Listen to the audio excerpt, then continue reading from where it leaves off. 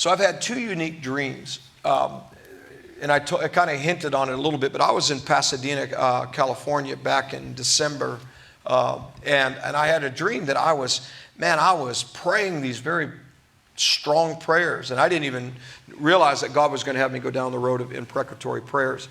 And I was decreeing things out of my mouth, and I felt somebody was mocking me. And I thought, devil, what are you doing? And I turned around, and it was Obama. And he was in a weird, contorted position behind me, mocking me.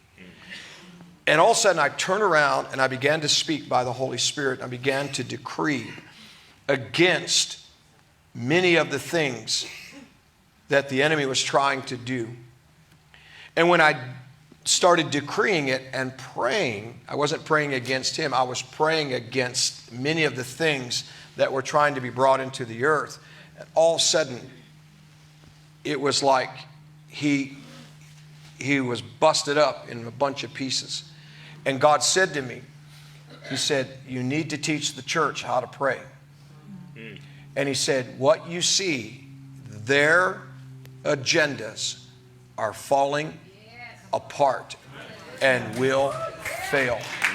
Now, so fast forward a month ago, God talked about rewards.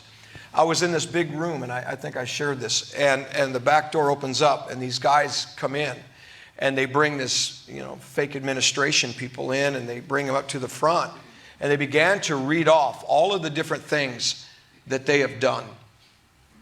And they were reading like a verdict. Is that right? Mm-hmm.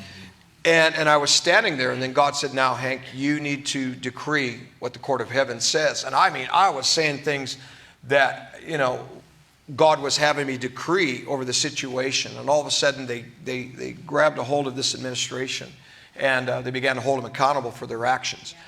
And we'll just leave it at that. But a man walked up to me, and he said to me from the side, he said, come now, you have an appointment with the king.